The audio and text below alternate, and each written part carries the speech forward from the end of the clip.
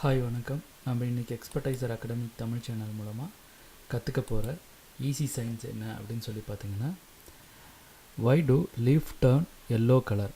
ஏன் வந்துட்டு லீவ்ஸ் வந்துட்டு எல்லோ கலரில் மாறுது? ஏன் வந்துட்டு லீவ்ஸ் வந்துட்டு பிரேக் டவுன் ஆகி கீழே வந்துட்டு விழுகுது, கட்டாகி கீழே விழுகுது? ஸோ இதில் இருக்கிற சயின்ஸ் என்ன அப்படிங்கிறதான் வந்துட்டு நாம் பார்க்க போகிற டாப்பிக்கு. ஸோ இந்த லீஃப் வந்துட்டு க்ரீன் கலர்லேருந்து எல்லோ கலராக மாறி உதிர்ந்து விழுகுதல்லவா? இந்த உதிர்ந்து விழுகிறது எதனால் ஏற்படுது அப்படின்னு சொல்லி பார்த்தீங்கன்னா, ஃபஸ்ட்டு வந்துட்டு இந்த க்ரீன் லீஃப் அப்படிங்கிறதே வந்துட்டு பார்த்திங்கன்னா ஆரஞ்ச், எல்லோ, அதுக்கு அடுத்தது க்ரீன், இந்த 3 பிக்மெண்ட் இல்லாமல் அந்த க்ரீன் லீஃப் வந்துட்டு இருக்காது, ரைட்?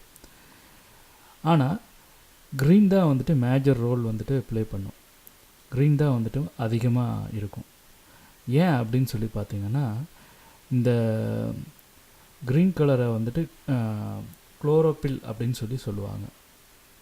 இந்த குளோரோபில் என்ன பண்ணும் அப்படின்னு சொல்லி பார்த்தீங்கன்னா, அந்த மரமோ இல்லை செடியோ அதுக்கு தேவையான உணவை வந்துட்டு சன்லைட்லேருந்து எடுத்து, அதாவது ட்ராப் பண்ணி அதை வந்துட்டு லீஃப்க்கு வந்துட்டு சீட் பண்ணும். ஸோ இதனால் வந்துட்டு ஃபுட்டு வந்துட்டு ப்ரிப்பேர் ஆகி மரத்துக்கு வந்துட்டு கிடைக்கும். ஸோ இதுதான் ரெகுலர் ப்ராசஸ்ஸு. ஸோ இந்த க்ரீன் கலர் வந்துட்டு அதிகமாக இருக்கிறதுக்கு காரணம் என்ன அப்படின்னு சொல்லி பார்த்திங்கன்னா, அந்த க்ரீன் கலர்னால தான் வந்துட்டு ஈஸியாக வந்துட்டு அந்த சன்லைட்டை வந்துட்டு ட்ராப் பண்ணி எடுக்க முடியும். மற்ற கலர்னால் எடுக்க முடியாதனால மற்ற கலர் வந்துட்டு அதிகமான கலர்ஸாக வந்துட்டு லீஃபில் இருக்கிறதில்ல. லீஃபில் வந்துட்டு பார்த்திங்கன்னா மேக்ஸிமம் வந்துட்டு க்ரீன் கலர் இருக்கிறதுக்கு காரணம் வந்துட்டு க்ரீன் கலரில் இருக்கிற குளோரோபில், அதாவது அந்த பிக்மெண்ட்னால தான் வந்துட்டு அதிகமான சன்லைட்டை வந்துட்டு ட்ராப் பண்ணி எடுத்து இலைக்கு வந்துட்டு சப்ளை பண்ணி அதை ஃபுட்டாக வந்துட்டு ப்ரிப்பேர் பண்ணி மற்ற பிரான்ச்சஸ்க்கெலாம் வந்துட்டு மெயினான இதுக்கெலாம் வந்துட்டு அனுப்ப முடியும். அதுக்கு தேவையான எனர்ஜி வந்துட்டு ப்ரிப்பேர் பண்ணி ஃபுட்டை வந்துட்டு அனுப்ப முடியும், ரைட்? இந்த குளோரோபில் இருக்குது பார்த்தீங்களா, இது வந்துட்டு ஏன் திடீர்னு வந்துட்டு எல்லோவாக மாறி சுத்தமாக அந்த இலையெல்லாம் வந்துட்டு எல்லோவாக மாறிச்சுனாவே அந்த குளோரோபில்லும் வந்துட்டு மாறின மாதிரி தான். ஏன்னா மேக்ஸிமம் வந்துட்டு க்ரீன் கலர் குளோரோபில் தான் வந்துட்டு அதிகமாக இருக்குதுன்னு சொல்லியிருக்கேன். ஏன் வந்துட்டு திடீர்னு எல்லோவாக மாறுது அப்படின்னு சொல்லி பார்த்தீங்கன்னா, ஆண்டம், அதாவது இலையுதிர் காலம் அப்படின்னு சொல்லி இருக்கோம் அல்லவா, அந்த காலகட்டத்தில் வந்துட்டு பார்த்திங்கன்னா சன்லைட் வந்துட்டு சரியான இதில் இருக்காது. ஸோ அப்போ வந்துட்டு அந்த இலைகள்னால் வந்துட்டு பார்த்திங்கன்னா அந்த லைட்டை வந்துட்டு லைட் சோர்ஸை வந்துட்டு எடுத்து ஃபுட்டு வந்துட்டு ப்ரிப்பேர் பண்ண முடியாது.